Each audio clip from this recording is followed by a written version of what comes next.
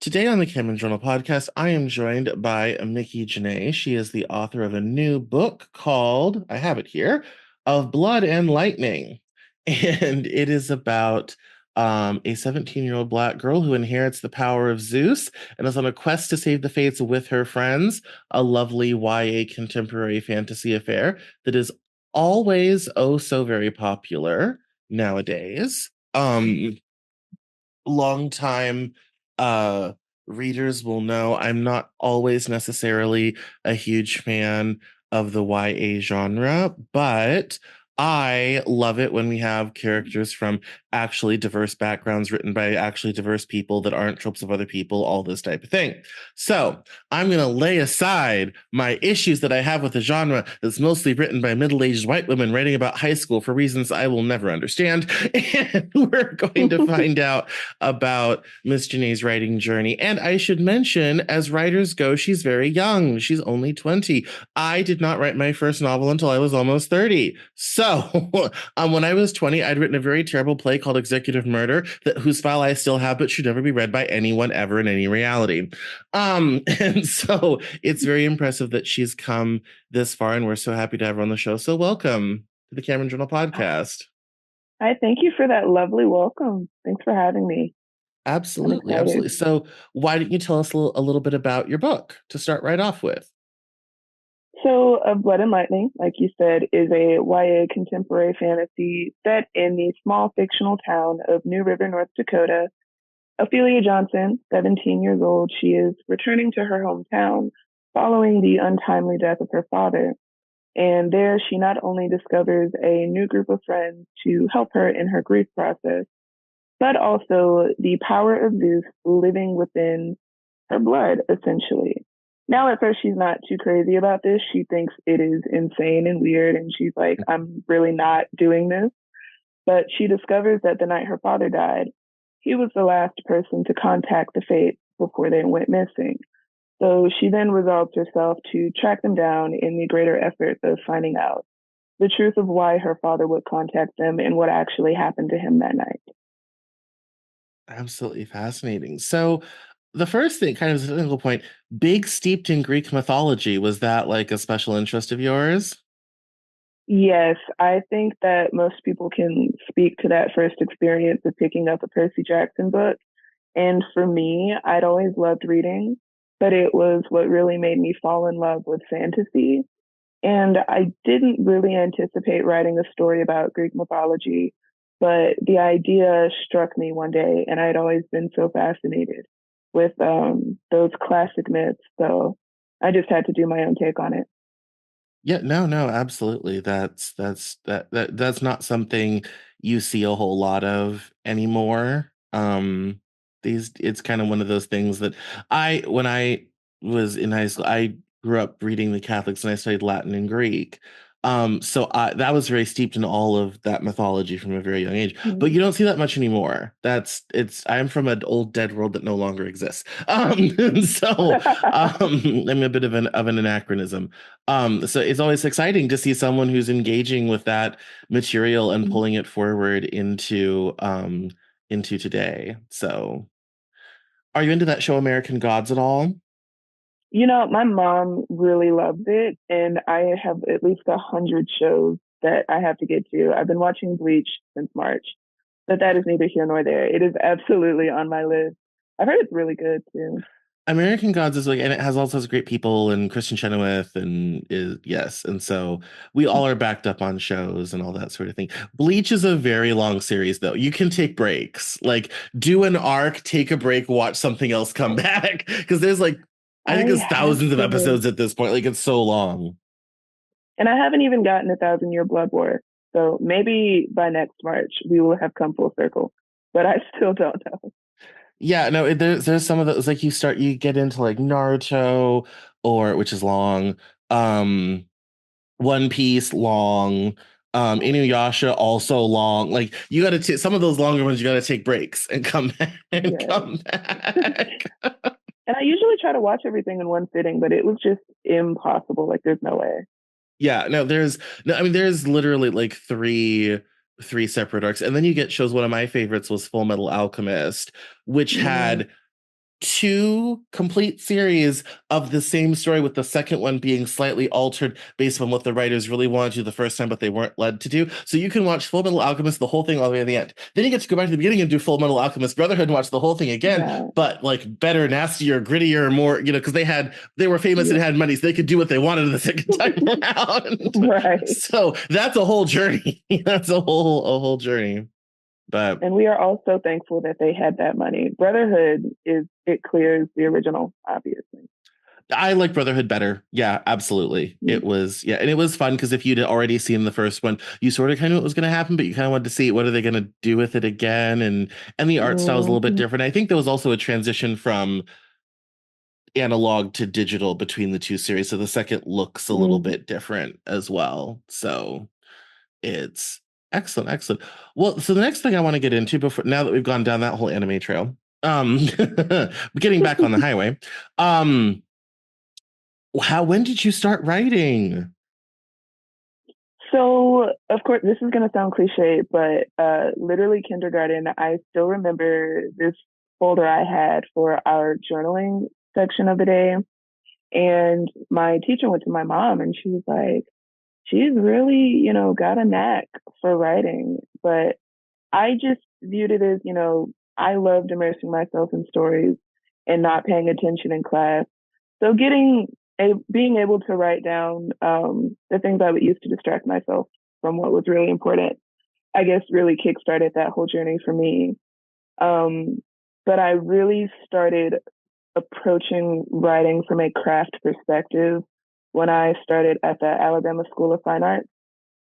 Everything that I am is owed to the creative writing department there. It's a great institution, great environment for young artists of all kinds. I'm just really grateful for that school and that program. No, that's fantastic. That's why those exist and why we need Mm. more of them and all that sort of thing, is to help foster that type of writing environment. So now when you sit around with craft, why don't you tell us a little bit about your writing process, how you create story? It essentially for me starts with a zero draft. I am not a pantser. If I just jump in, I'm gonna get lost, and there will be nothing left of the story after chapter two. I start with the world building, establishing the power system, those sort of unbreakable rules, how the world operates, how their abilities function. And then I move into story building. I actually have found that I love synopses, which is not something that I would have said 2 years ago.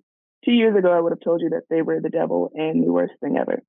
But being able to just tell myself the story as if I were, telling some fable or some tall tale, it really helps me see it from a bird's eye view and get a holistic view of where I want the characters to go from point A to point B. And after that, after I've done the plotting and the little beat sheets, it's just draft, rewrite, rewrite, rewrite until the cows come home. Yes, I no, that's fascinating. I am a big fan of outlining. I actually invented a new process pulling from film, called storyboarding, to structure your Mm, chapters, work out your subplots, all this type of thing. And which I actually created working on a project with someone, and it really helped them. So when I did my new writing courses at the Cameron Journal Academy, I was like, oh, I'm going to teach that as part of my outlining sort of thing. So I'm glad to hear that. I have a lot of authors on this show. I'm one of the few podcasts that has people on to talk about their books. There's only about a dozen of us or so. And I'm always mystified by the pantser crowd. I'm like, I can't do it. I will write down some great, amazing, fantastic ideas. I'll get some criticism, and then nothing will happen because I won't have a clue what's going to, and then I give up and it ends up in disaster. So like I didn't get a book written until I finally learned how to outline and work out things in advance. So it's yeah, Literally, that's the ticket. Just yeah. Well, that starting especially the in fantasy. Mm. for sure. The stories can get so complex and confusing. It's all these moving parts, all this setup, building all this tension. And I just find that organizing everything, um, like I'll even on the second draft, like I'll go in and I'll break down what I've already written and I'll look at it scene by scene and just really ask myself, hey, is this serving a purpose? Is this here for no reason?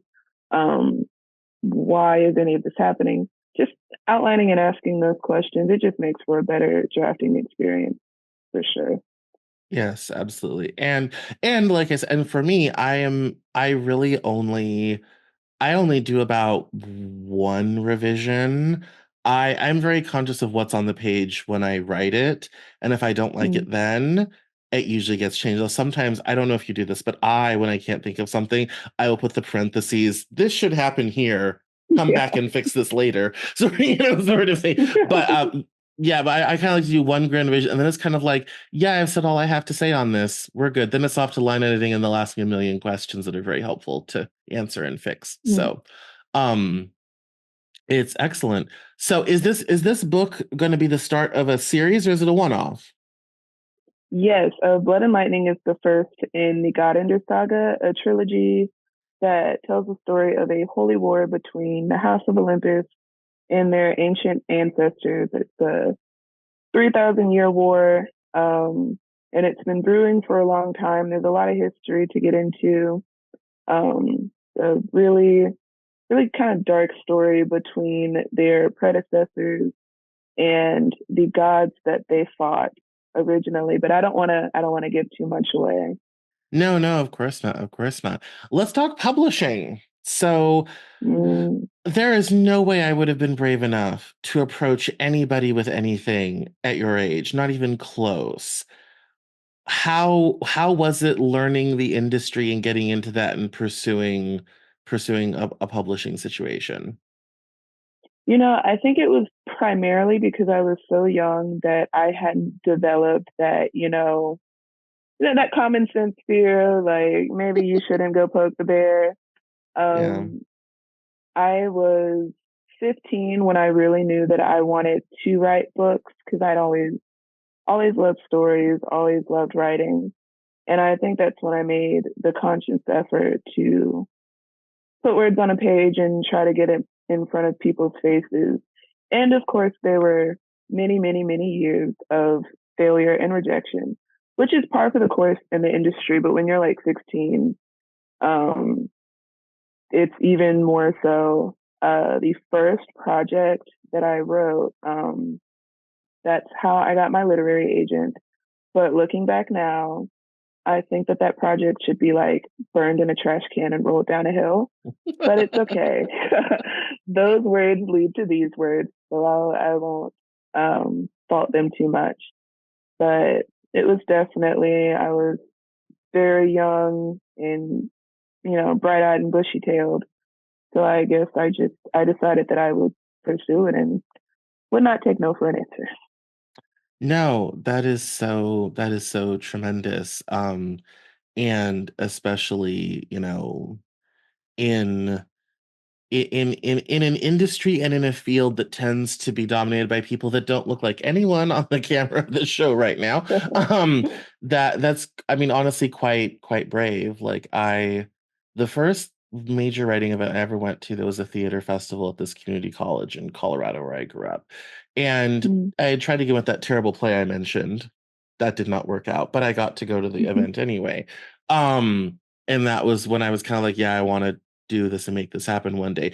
And I actually didn't end up writing plays in theater. I ended up writing books. And then I actually ended up doing some theater writing down the road and got to hear my own words out of other people's mouths for the first time, which was kind of a full kind of turning around because my first book was coming out at that time. And so everything kind of came full circle in that moment. So I say that to Mm. say that remember what's happening now, because 10 years down the road, you start to have those full circle moments, sort of thing. Mm. Um, but yeah, it's a fascinating thing. What do you think is the hardest part about the publishing industry? I would say definitely the rejection, especially as a young writer. So much of your conception of who you are as a writer and your skill is dependent on outside opinions and That's not to say that critiques and criticism have no place at all.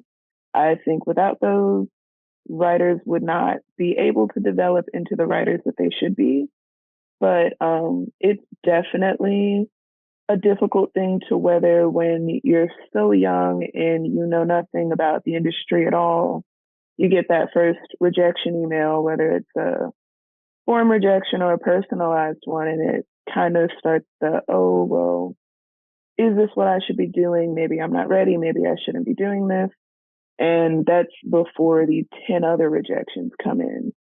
So, for sure, on every level, even past querying to reaching out to publishers and editors, it is for sure a difficult thing to overcome. Yes, absolutely.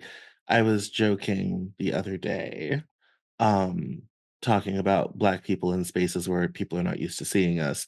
I don't know if you've ever been to a writing conference yet or anything like that, but those spaces are definitely color-free zones, and I always laugh because there'll usually be two or three of us that have managed to sneak in. Mm. They don't see us in the corner, and and and literally we will shout each other down from across a like hotel ballroom because it's like, oh my goodness, there's one other person. So it's but it's good because I feel like this is the face of what the industry can become, you know, and that's I think that's I find myself in the place where I'm now the older person telling young people this, and I heard the same thing all those years ago. But it's something where it's kind of like, yeah, that's the future. That's where it needs to go. That's where it needs to happen. So it's good that you're here, and um, it's especially not to toot my own horn, but this kind of caliber of show, like I said, there's not very many of us who talk about books online, and we get some Mm. pretty nice people that come through here, sort of thing. So it's really nice to have to have you on and to have this and be talking about this. It's a great conversation. Um, so now my next thing is kind of on a matter of genre. When it comes to YA, why did you pick into that space? Well, I started writing with Blood and Lightning when I was 17. And I guess at that point, I was sort of, and still am, on the cusp of aging out of YA and into that sort of new adult category. But I had always loved stories and I had always loved fantasy. And when you look at books like Percy Jackson and Harry Potter and all of those really big fantasy titles that are directed towards that age group, Black girls and Black boys in general don't really get the same heroes to look up to and identify with as their white peers. And I think that it's, of course, I also love to rag on the middle aged white women who can't stop writing about high school. But I think it's legitimately important to establish stories and establish canon for those that are coming after you so that they can have something to look to. And when you have these kids who look like us, who are in love with this genre, but don't get the chance to see themselves in the forefront of it, that's something that's really important for me. I don't think I'll always write YA, but for the time that I'm here, I do sort of want to give those kids something that they can, look and say, oh, this is really cool, and she looks like me. If you look at the cover of the book, she has two strand twists. And, it's just the small things, having someone who's younger pick that up and say, oh, her hair is like mine, and getting to read about this girl who summons lightning from her blood and lifts lawnmowers over her head. It's a very important thing for me, speaking from the position of a kid who was just like that, but didn't have that kind of representation. No, when I was in my MFA, I read this really fascinating book whose title I can't think of right now. Um, and it was a very interesting take on the transatlantic slave trade. In the universe of the book, when African people who had been sold into slavery would jump overboard, They had gone down to the bottom of like the Caribbean and they had adapted to an aquatic environment and become sort of mer people. And the Mm, story, in their society, there's one person who keeps all the history. So everyone else has like no real memory of where they came from or anything like that. But there's one person who every she keeps it all, and then every year they have a sort of meditation and she shares her memories, but then they can't keep any of that. So it disappears when it's over and she's kind of burdened with it. Well, one year, this poor woman has had it and she decides to try to run away and she goes to the shore and lives in a lagoon for a while and eventually she goes home and all this sort of thing. I'll have to find it for the show notes. And it but for me, when you talk about not seeing all sitting yourself all this type of thing, I didn't have anything like that when I'm 36 years old. I didn't have anything like that growing up. And in my process, I read this book in the process of me writing about a book set in 1850, this Downton Abbey set in the antebellum South, based on the plantation my mm, family comes from in Mississippi, which my father has been to. I've not been to yet. It's called Bowling Green in northeastern Mississippi, and I read this book as part of my research for that, and just kind of immersing myself in that whole world. And it was absolutely, as you say, it unlocked something in my brain and in my literary soul, having read Faulkner and Hemingway and through all the, because that's what I grew up on, all that stuff. It unlocked something in me I didn't even know I was missing. Like, because I literally spent like 2 years just constantly reading Black literature, just like slave stories, Zora Neale Hurston, James Baldwin, just like mm, I was just like all of it, just like read all of it, 45 books of it in 2.5 years. And that one was a fantasy that was recommended by my first advisor, Sherry, who was really great. Um, and it was absolutely, as you say, it unlocked something in me I didn't even know I was missing, to be kind of like, this is a really cool fantasy idea sort of thing. And it was so far out of anything I'd ever read or anything I'd ever experienced. But it's like, it's about us. This is fantastic sort of thing. mm, Which, I mean, Tolkien's wonderful, but it's not that. So I think yeah. that's absolutely fantastic. So speaking of reading, I tell a lot of boring stories. I apologize. Speaking of reading, what are you reading right now? Right now, I'm really enjoying. I actually have it right here. The Poppy War, R.F. Kuang. Um, Oh, I've heard of that book. Is it good? it is really good. She has another Babel. I didn't really get into that one, but the Poppy War, and apparently it's a trilogy, and I've heard the whole trilogy is great. But it's very interesting, very political. It's set in a fictionalized ancient Chinese empire, harkening back to like the era of warring states with all the dynasties rising and falling before we really see China become unified. Mm, And there have already been two wars in this empire, both of which they lost. And the main character is a war orphan who lives in the South. The book deals a lot with classism and racism. She takes this exam to go to a military academy to escape being sold off to this old guy that she'd have to marry. And she ends up scoring the highest out of everybody in the province, getting a scholarship to the capital. Um, and her experience at the school is sort of backdropped by newly emerging tensions between Nikan, the empire, and the Muganese, their next door neighbors. It's very good, very good. no, is that kind of the stuff that you're usually into in reading typically? Yes, I am a death, destruction, catastrophe. We're all gonna die. Those kinds of things. That's generally what I like to read and watch. Just going back to anime, Full Metal Alchemist Brotherhood, AOT, stuff that's like very political, very complex, and very high action. I love the intensity. I kind of live for it. No, no, that's fantastic. I'm glad that you actively read. That's one thing that I have not done a lot of since my MFA that I want to get back into more. Is I don't read nearly as much as used to. I was As a child, I was a voracious reader. I couldn't, I was a I had a if I was awake, there was a book in front of my face, sort of thing. And Mm. and back in the 90s, we had no cell phones, we had no tablets, we were down to books. And so it was but I always encourage people to read. There's a whole module in my online writing course that has no video, and I want people to read the why they should be Mm. reading module sort of thing, and to pick a book Yes, to take yes. with them through the course. So I'm so glad to see that you're also reading. Yes, I think that when life gets, super involved and super crazy, it does pull us away from the things that we like to do, like reading. I too I'm in the process of working my way back.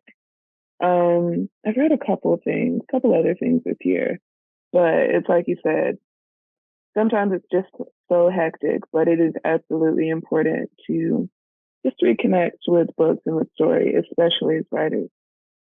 Yes, one of the things I've recently been into is a little bit of graphic novel stuff, which some of my more literary followers will say is not reading, and I would disagree. When I was in my I MFA, wholeheartedly disagree. yeah, when I was in my MFA, my last semester, I had fulfilled my requirement, but still had to do 5 books. So I decided to get really experimental. Like, let's just go crazy and just do completely different material. So I said, let's do graphic novels because that's kind of underrated. People don't really respect that yet. And I think that's kind of a yes. Because Watchmen is Mm. iconic and a masterpiece. So I read a really fascinating one from Brazil about a man who relives his whole life through the eyes of death, which is really Ooh. fascinating. I'll have to find the name of that. And I also read the graphic novel about George Takei and his family's time in the Japanese internment camps during World War II, um, which was a really fascinating take on that whole story. So I've been trying to get into graphic novel. I need to go. Here's how old fashioned I am. I need to go to a bookstore and look at them and pick some Literally, things to yes. pick out. Yes. Yeah. No, So I totally agree. I think that books, like all other forms of literature, that is simply a story being communicated to you from another person. And I love fusing those two artistic disciplines, writing and visual art. Um, just going off the titles that you mentioned, I think there is power in marrying the two because there's a strength in writing that visual art doesn't have, and there's a strength in visual art that writing doesn't have. It's why we go to the movies. It's why we love cinema. Um, Film is literally the fusion of visual art and the written word. So, 100%. no, no, absolutely. And yes, and that's what makes for great, it makes for great movies, it makes for great TV. And I think graphic novels are incredibly, I think what I love is that it's a very interesting way of telling stories. And I think a lot of people kind of think, oh, well, it'll just be like comic books. I'm like, oh no, it's very, very different. Even though I was excited about it, I was surprised at how incredibly literary it was. I'm like, I Mm. know, like, there are very well-known names from the 19th century that would love a graphic novel. I'm absolutely convinced that, like, James Joyce would be a graphic novelist today. Like that, like there are For sure. recognizable names that would have thrived on the genre if it had existed the way it does now at the time they were working. Like, because it's just so, so good and is so rich, and like I said, incredibly literary. I'm talking complex storylines, subplots, Mm. really great stuff, really excellent use of prose matched with really stunning visuals. It's quite interesting. So now when it comes to your writing, talk to when you're what is your daily, weekly, every several day writing habit? What gets you in that creative space? Now, this question, my answer might be a bit disappointing. I don't really have like Stephen King level of wake up at 6, get the coffee, 30 hours of writing. It's Yeah. not like that. Um, but literally, whenever I have any free time ever, I'm running to my laptop. I get really consumed in the stories that I'm writing and like in the whole process. So whenever I'm free, whenever there is nothing bearing down on me in my schedule. That's when I pick up the laptop and start working. No, that is wonderful. I am not like that at all. And I love that for you because I wish I were like that. I need like large blocks of free time, head clear, Mm. which doesn't happen very often these days. Head clear to sit down and like invest and do it. And I've always been like that. I've always been frustrated by how time consuming writing is. I'm very jealous of friends who do photography. I'm like, especially my artist friends, I'm like you sit down in the afternoon and you have something. I can work for an entire afternoon and get a page, maybe two, Yeah. sort of thing, sort of thing. It's like even when I worked in music, I was a musician for a long time. It's like I can sit down in an afternoon and write a song. I mean, Dolly Parton wrote Jolene in Mm. 15 minutes. Lady Gaga wrote Bad Romance in 20 minutes, like sort of thing. It's like you can and sit down and Really? have a yeah. She literally sat down and 20 minutes wrote Bad Romance. Like That's crazy. it's crazy, and it is so it. And I was writing this album with somebody, one of this producer, this guy who works for Brianna, and we were working on the lyrics and everything. And we got done with it. And he's like, "Yeah, I'm gonna go take this into record." And I'm kind of like, "See, that's so satisfying. We've sat here, we've worked. You have a thing, you can go record it." Over in book writing, this would have generated a page and a half. This would have gotten us nowhere. like, like time and it, per output, it's just not the same. and I think John Green he talks about that. It's such a long and arduous journey, and it's mostly you're doing it alone. So you Yes. can work, like you said, for 3 months, and in my case, only have a first draft, which is not even, you haven't even gone halfway up the mountain to getting that project ready to be seen by anybody. Yeah. Um, it's a labor of love, but a labor all the same. No, no. I've when I was finishing my MFA, I found out that my thesis project needed to be complete 6 weeks from residency to go out to a second reader for its final review, and I only had it about half done. So I basically, if I wasn't at a residency event doing something, I was writing, and I did that for a whole week, and then I left, and it basically was 24/7. I definitely missed the deadline for 2 weeks, but I was lucky because my professor had gotten loaded with all the graduating students, so she had 5 thesis projects to review. So she's like, "I'm just going to put you to the end of the line," and I'm kind of like, "Okay." And then of course I'm kind of like, "Oh my God, I need to run it through Grammarly first." So then I'm like frantically editing, trying to clean up as best I can, all this type of thing. So basically, 6 weeks of my life produced 50,000 words, and that was at like 12 hours a day. Like, that's the time commitment required. Yeah, It's insane. it's crazy. And you think that why not do something that's going to be more productive, or at least something that you could have something to brag about or show for it more often? Because in publishing, it's like really, really big announcement and then a year of silence and then really, really big announcement and then another year of silence. Um, but I do also think that there's something sacred in that baking stage where you're not showing anybody, you're not really talking to anybody about it, it's just you and the project. Um, I truly do think that that's where the magic happens. I mean, there is something to be said for the timely consideration um, that makes the stories so dynamic with a lot more. And this is a film suffers from the same thing. It's 2.5 years to make a film. I mean, Mm. really and truly. Even in the indies, you're not doing anything faster than 6 months. No, no. Yeah, and so there's something to be said for having that time, to really sit with it and figure it out and find those moments, try something and decide it doesn't work. I mean, I always tell people the story. My first novel had a whole other storyline that I had 110 pages of that I ditched because it didn't work. Maybe for something else later on down the road, but my drunken country detective got the axe, so I could focus on the main characters more and all this type of thing. And that's just part of the game we play around here. Mhm. So, but well, this has been absolutely fascinating chat. Thank you so much for coming by. This is really great. This is the part of the show where we do plugs. And you're going to tell us where we can find you online, where we can buy the book and keep an eye on you. Hi, thank you so much for having me. If anybody would like to hunt me down, Micki Z, everywhere, MICKIZI. There's typically an underscore. If you're trying to find me on Instagram, if you're trying to catch me on Twitter, just Micki, like the mouse, but with an I, ZI. And if you'd like to get your hands on Of Blood and Lightning, Ophelia's crazy debut into this wonderful world of literature, you can pre-order it. Well, not the book is currently out, so no more pre-orders ever for this book.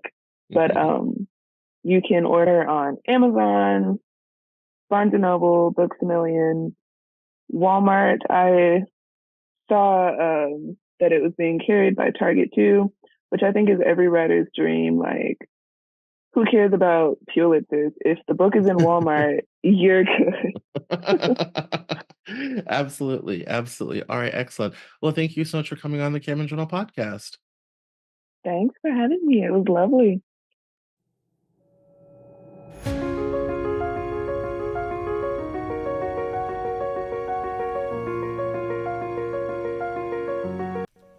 That's all for this episode of the Cameron Journal podcast. Thank you so much for listening.